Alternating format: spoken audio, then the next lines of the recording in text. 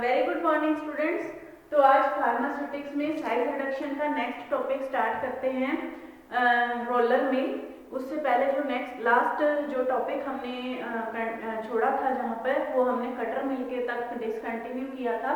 Cutter मिल जो कि cutting के प्रिंसिपल के ऊपर बेस्ड थी, जिसमें हम क्रूड ड्रग्स का या हर्बल ड्रग्स का साइज रिड्यूस करते थे by cutting chopping with the help of blades या with the help of knife. पीछे जो टॉपिक मैंने डिस्कस किया था लेक्चर नंबर 3, उसमें आप देख सकते हो कि हमने डिफरेंट जो मेथड्स थे साइज रिडक्शन के वो डिस्क्राइब किए थे।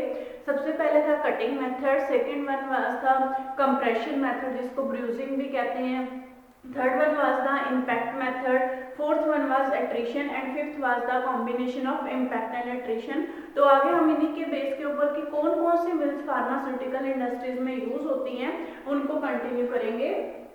तो now next is the roller मिल।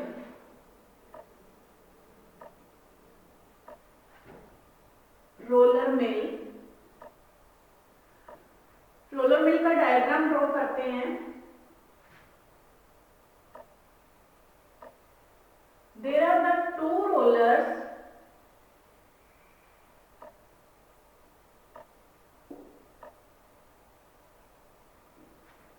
इस तरह से रोलर मिल के अंदर दो रोलर्स हैं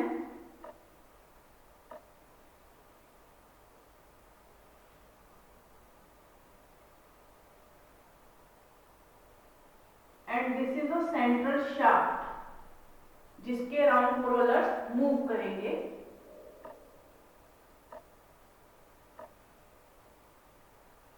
डायग्राम ड्रॉ कर लूं मैं इसका, फिर मैं आपको इसकी कंस्ट्रक्शन वर्किंग सब कुछ अच्छे से क्लियर करूंगी।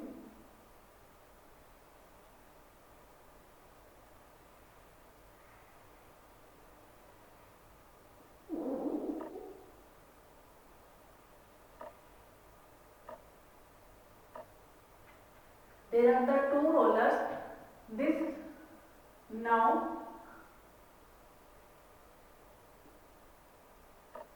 this is a hopper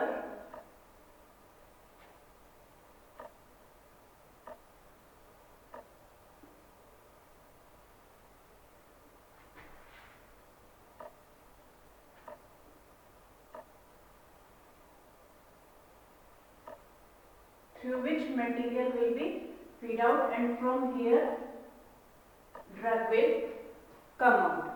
तो इसके अगर हम लेबलिंग करें, these are the rollers,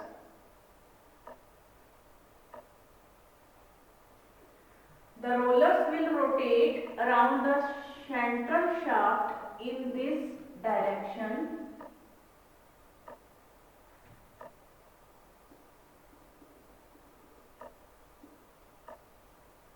in this direction. This is the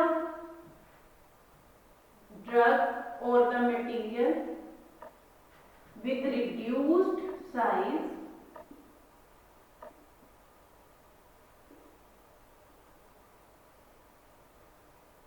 and here is the feed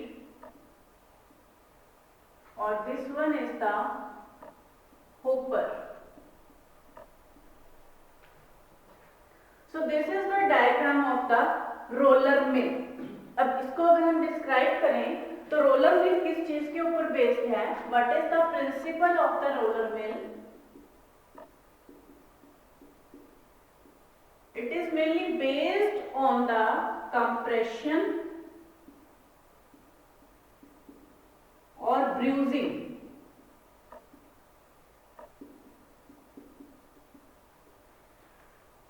अगर मैं चाहती तो इसमें डायग्राम आपको लेक्चर स्टार्ट होने से पहले भी ड्रॉ करके रख सकती थी, लेकिन मैंने इस डायग्राम को आपके सामने इसीलिए ड्रॉ किया है ताकि आप लोग भी इसको सीख जाओ कि आपने इसको ड्रॉ करना कैसे है। कई बार डायग्राम देखने में सिंपल लगते हैं लेकिन जब उनको ड्रॉ करने लगते हैं तो कहीं कोई ना कोई मिस्टेक उसमें हो जाती है। तो these are the roller mills. Roller mill का मैंने आपको पीछे वाले लेक्चर में भी बताया था कि जब भी हम किसी भी मिल को डिस्क्राइब करेंगे तो उसके अंदर हमें इसके कुछ पार्ट्स डिस्क्राइब करेंगे। पर सबसे पहले इससे प्रिंसिपल है, व्हाट इज इसकी कंस्ट्रक्शन, उसकी कंस्ट्रक्शन क्या होगी, कौन कौन से उसके अंदर पार्ट्स प्रेजेंट हैं, next is the working. Machinery किस लिए हम यूज करते हैं, कैसे हम यूज करते हैं, उसकी वर्किंग क्या होगी। Third one is the application, उसको कहाँ कहाँ यूज किया जाता है। फोर्थ वन, अगर कोई प्रिकॉशन, एडवांटेज या डिसएडवांटेज अगर इसके अंदर कुछ है तो उसको वो प्रिकॉशन, एडवांटेज या डिसएडवांटेज इसके अंदर हमें डिस्क्राइब करनी है। तो सबसे पहले है इसके अंदर प्रिंसिपल। प्रिंसिपल जो मेनली है, it is based on the compression, that is also called as the bruising method. Compression actually क्या होता है, कंप्रेशन में मैंने आपको पीछे भी बताया था कि कंप्रेशन मींस फोर्स जनरेट करके, कि हम किसी भी ड्रग के ऊपर या किसी भी फार्मास्यूटिकल डोसेज फॉर्म के ऊपर, डोसेज फॉर्म के ऊपर नहीं, ड्रग के ऊपर जिसका भी हमने साइज रिड्यूस करना है, उसके ऊपर हम प्रेशर लगा के उसका साइज रिड्यूस करेंगे। तो that method is called as the compression. और जो ब्रूजिंग है, ब्रूजिंग उसका सिनोनिम है। जो साइज रिड्यूस करने के लिए जो कंप्रेशन मेथड है, कंप्रेशन की जगह अगर हम ब्रूजिंग वर्ड यूज करें तो that will also will be the same. तो अब इसकी कंस्ट्रक्शन, अगर कंस्ट्रक्शन में हम यहाँ देखें तो इसमें काफी कुछ यहाँ डायग्राम से क्लियर है। इसमें एक्चुअली दो रोलर्स होते हैं, this is the roller number 1 and roller number 2। These rollers they will rotate in the opposite direction, एक दूसरे के ऑपोजिट डायरेक्शन में है। अभी जो कंस्ट्रक्शन में हम देखें तो कंस्ट्रक्शन में एक्चुअली हम वर्किंग में डिस्क्राइब करेंगे। रोलर के अंदर हमने ये देखना है कि जो रोलर्स हैं कंस्ट्रक्शन में, these rollers they are consist of the about, इनका जो साइज है, ये जो इनका जो डायामीटर है, ये जो रोलर्स का डायामीटर है, this diameter of the roller, diameter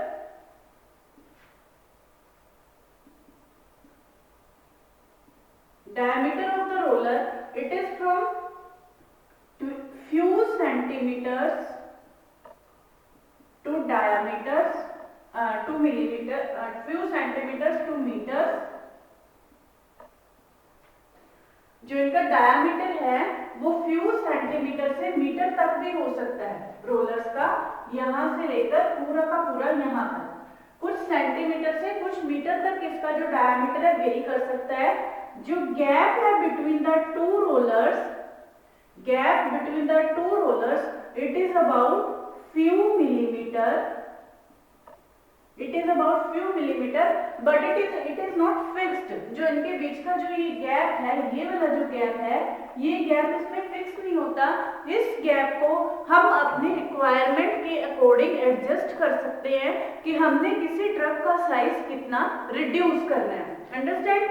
जो ये कंस्ट्रक्शन है कि ये जो रोलर है वो बने किससे होते हैं, जो मटेरियल है, it can be made up of the stone और it can be made up of any non corrosive metal. कोई भी नॉन कोरोसिव जो मेटल है उसके ये रोलर बने होते हैं। अगर लिखते टाइम किसी भी तरह की कोई स्पेलिंग मिस्टेक हो तो I am very really sorry for that. Non corrosive metals के ये रोलर बने होते हैं। इसके ऊपर एक होपर लगा होगा, जिस होपर में से हम ड्रग को फीड करेंगे और जब ये रोलर्स रोटेट करके साइज रिड्यूस करेंगे तो साइज रिड्यूस होने के बाद जो ड्रग है हमें विद रिड्यूस्ड साइज वो हमें यहाँ से मिलेगी।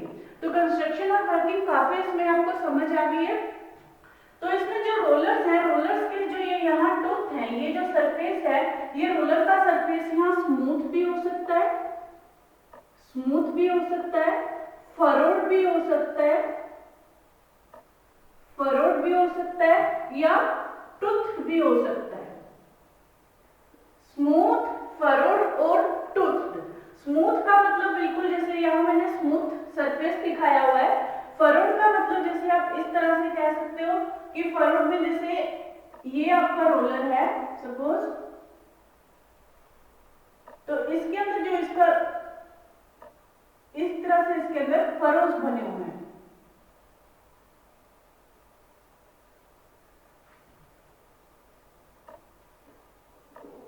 This is the furrowed.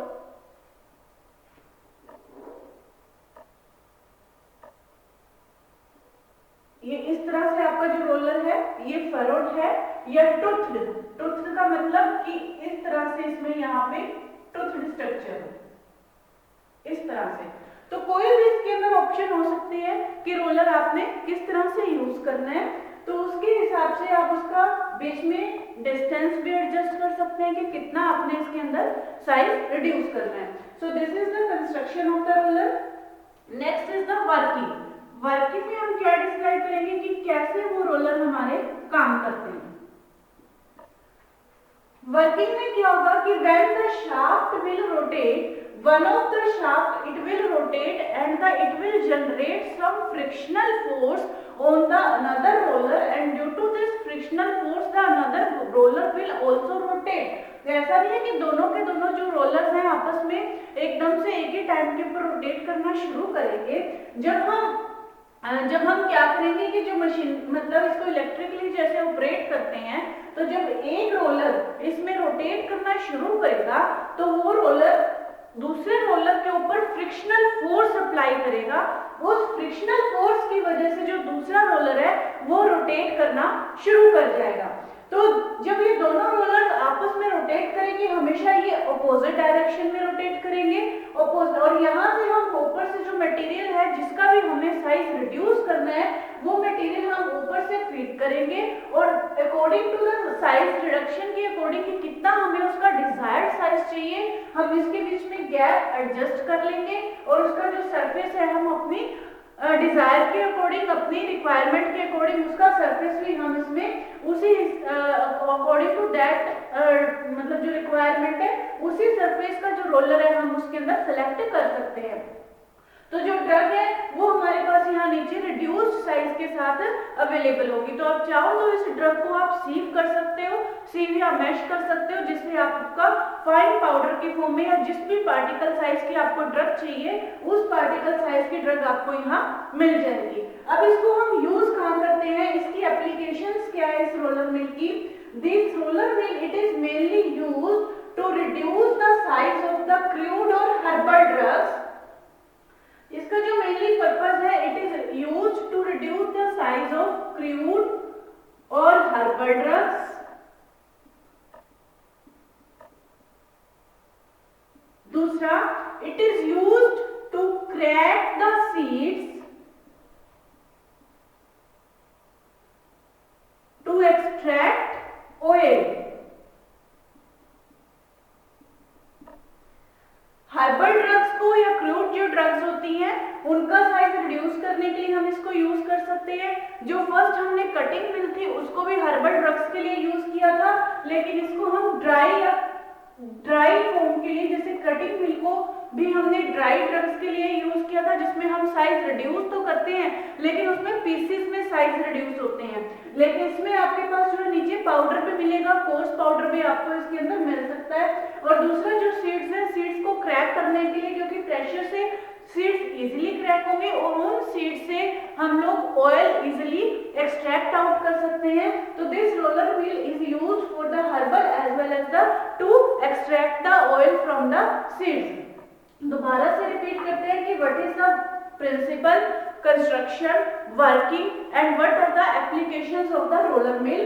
The first, it is based on the principle of the compression or the bruising, in which the pressure is generated to the drug whose size has to be reduced with the help of the two rollers. In case of construction, these rollers can be made up of the stone, can be made up of any metal which is the non-corrosive. These are mounted on a central shaft or the horizontal shaft, and they will rotate horizontally, but they will rotate in the opposite direction. The gap between the roller can be adjusted, it is from the few millimeter, so that we can reduce the size according to our requirement. The surface of the roller, it may be smooth, furrowed, or the tooth, it can also be selected according to our requirement. There is the hopper on the upper side from which the drug is fitted, and from the lower side the drug will be from the lower side the drug with the reduced size or with the जो desirable side we can require. So this is the working, and it is mainly used for the crude or herbal drugs, and it is used to crack the seeds and to extract the oil easily. तो next जो हमारे पास है, it was the roller mill. जो mainly compression के ऊपर based थी। उसके बाद है हैमर मिल। हैमर मिल जो है वो इंपैक्ट के ऊपर बेस्ड है, इंपैक्ट के ऊपर।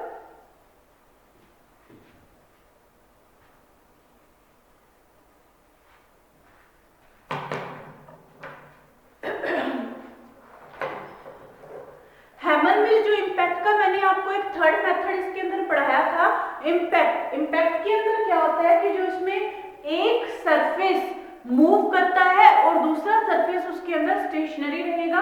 कोई भी इसमें या तो पार्टिकल्स आपके मूव करेंगे और जिस सरफेस के साथ वो हैमर करके मतलब इम्पैक्ट करके चोट करके उसका साइज रिड्यूस होगा वो सरफेस स्टेशनरी हो सकता है, या आपका जो मटेरियल है वो स्टेशनरी हो सकता है, जो हमारा मूविंग पार्ट है मशीन का वो मूविंग हो सकता है। कुछ भी, कोई भी एक चीज उसके अंदर क्या होगी, रोटेटिंग होगी और दूसरी चीज उसके अंदर स्टेशनरी होगी। तो हैमर मिल का डायग्राम ड्रॉ करते हैं। First it is consist of A central shaft. थोड़ा इधर ड्रॉ करते हैं ताकि लेबलिंग में प्रॉब्लम ना आए। ये एक सेंट्रल शाफ्ट है। इस सेंट्रल शाफ्ट पर यहां हैमर्स अटैच हैं। These are the hammers. थोड़ा छोटा बना लें।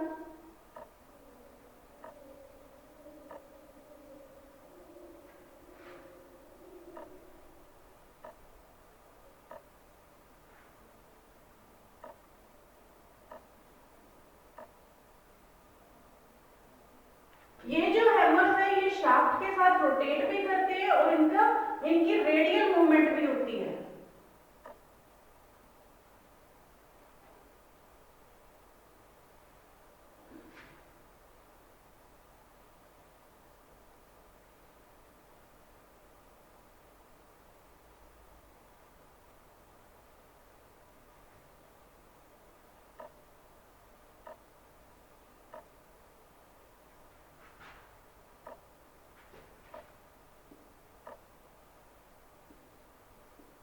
These are the hammers. Hammers के जो बाहर है पूरी एक स्टेनलेस स्टील की केसिंग है। इस तरह से यहां इसके नीचे, केसिंग के नीचे सीम लगी हुई है।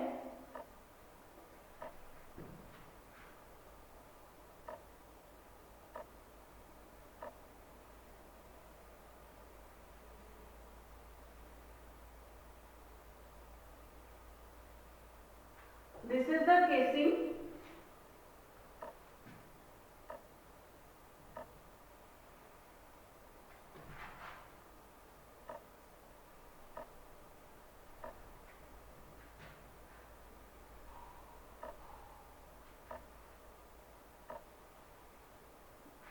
ये आप लोगों को डायग्राम इसके प्रैक्टिस करने पड़ेंगे, क्योंकि डायग्राम प्रैक्टिस करेंगे तभी आप इसको एग्जाम में बना पाएंगे।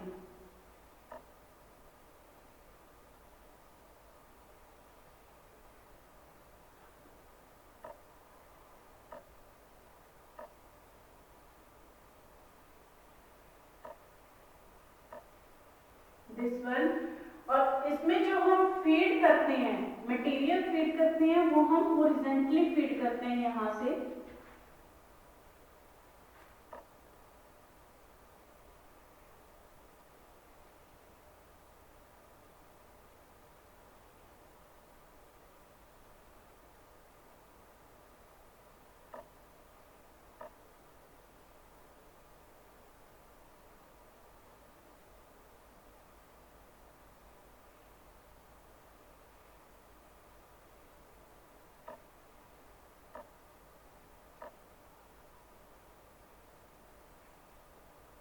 यहां से हम इसमें मटेरियल फीड करेंगे। थोड़ी सी इसकी लेबलिंग करते हैं मशीन की।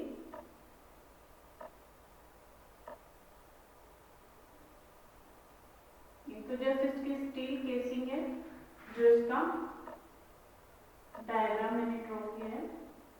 This is the steel casing.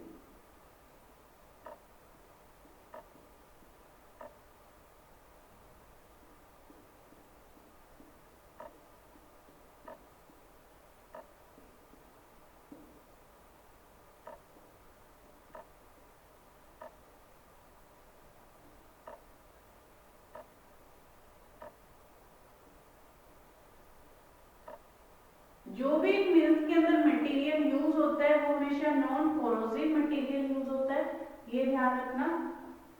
तो अब इसकी लेबलिंग करें। तो लेबलिंग में this is the central shaft, this one is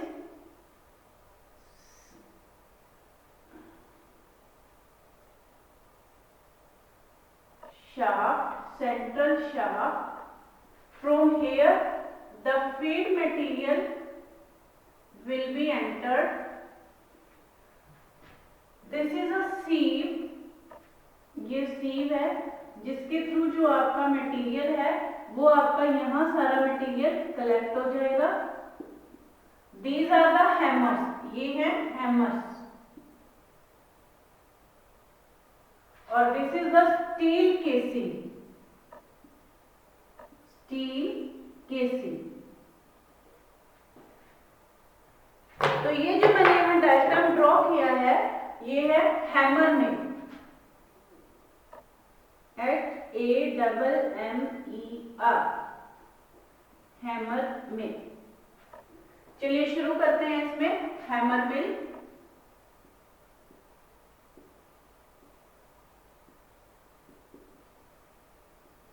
सबसे पहले इसका principal, it mainly based on the, its working is based on the principle that is impact। जो हैमर मिल है, हैमर मिल का जो प्रिंसिपल है ये मेनली इम्पैक्ट के ऊपर काम करती है, इम्पैक्ट के ऊपर इसका प्रिंसिपल बेस्ड है। लास्ट टॉपिक में भी मैंने आपको बताया था कि what is the impact. Impact is a method in which the one of the material will remain stationary and it will strike with the any other moving material at high speed, जिसकी वजह से क्या होगा, the moving material it will create the shear force और it will create the impact. जैसे हम किसी चीज को चोट करके तोड़ते हैं, साइज रिड्यूस करते हैं, वही फंडा इसके अंदर है कि हम एक चीज को स्टेशनरी रखेंगे और दूसरी चीज को उसके ऊपर बहुत हाई स्पीड से रोटेट करेंगे, जिसकी वजह से क्या होगा कि वो उसके अंदर इम्पैक्ट यानी शेयरिंग फोर्स अप्लाई करेगा। शेयरिंग फोर्स अप्लाई करने की वजह से जो हमारी ड्रग है उसका पार्टिकल साइज इसमें रिड्यूस हो जाएगा। It is the principle. Now construction. Construction के अंदर कुछ एक पॉइंट्स हैं जो हमें इसमें माइंड में रखने पड़ते हैं।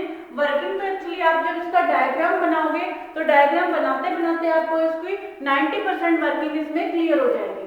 अब इसमें कंस्ट्रक्शन में हमारे पास क्या है कि construction it mainly consist of a central shaft and central shaft के चारों तरफ क्या लगे हुए हैं, हैमर्स और द ब्लेड्स। दीज हैमर्स और the blades they will also rotate with the shaft and they will also show the radial movement। radial movement क्या होती है कि जैसे देखिए ये हैमर है तो ये हैमर रोटेट तो करेगी, साथ में ये इस तरह से टू एंड फ्रो मोशन जिसको बोलते हैं, इस तरह से ये रेडियल मूवमेंट शो करेंगे।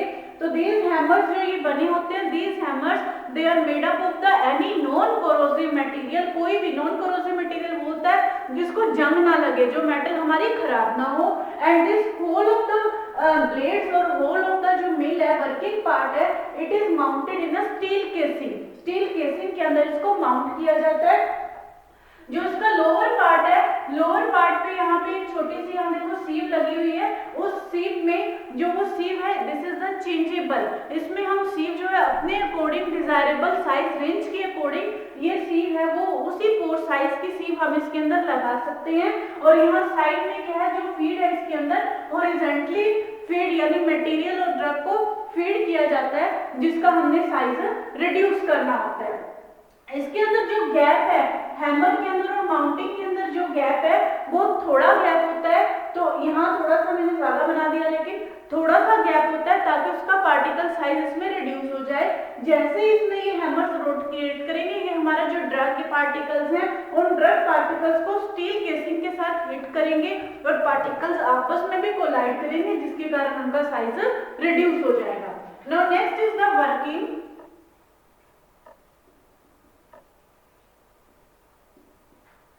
वर्किंग में क्या है कि as we will feed the drug, the hammer or shaft it will rotate at a high speed।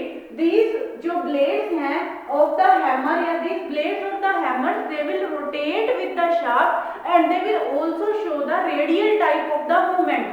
these blade they will show the two types of the movement, that is the rotating movement, इनकी rotating movement भी होगी, they will show the rotating movement as well as they will show the radial movement. दो तरह की movement है,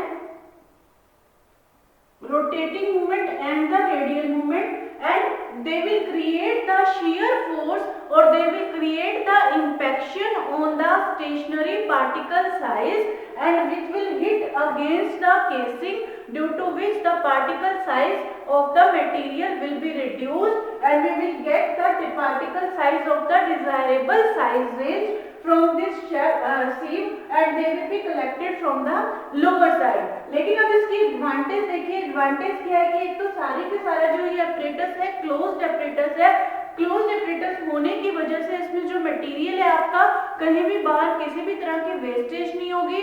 दूसरा इसके अंदर जो है वेयर एंड टियर, मशीनरी के अंदर जो वेयर एंड टियर के चांसेस बहुत कम है क्योंकि मशीनरी के अंदर जो कोई भी पार्ट आपस में इसमें टच नहीं कर रहा है। तो तीसरा है कि इसको जो मटेरियल को है हम ड्राई ग्राइंडिंग के लिए as well as we can also use it for the wet grinding, दोनों तरह की ग्राइंडिंग के लिए यूज कर सकते हैं। अभी तक जो हमने कटर और रोलर मिल यूज की थी वो हमने सिर्फ इसको ड्राई ग्राइंडिंग के लिए यूज की थी, लेकिन इस मिल को हम ड्राई ग्राइंडिंग के लिए और वेट ग्राइंडिंग दोनों के लिए यूज कर सकते हैं। तो इस केस में थोड़े सी हैं इसकी एप्लीकेशंस है या जो एडवांटेज है, अभी तक एडवांटेज तो दोनों मिल्स में कहीं नहीं आई थी।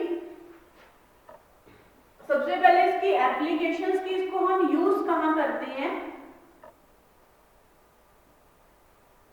एप्लीकेशंस में अभी तक तीनों मिल्स में यही एक हैमर मिल है, it can be used for the dry as well as wet grinding.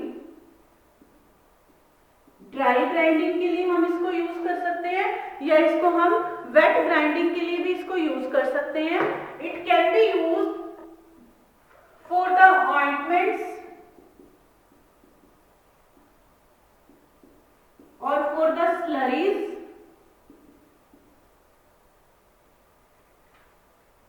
Advantage इसके क्या है,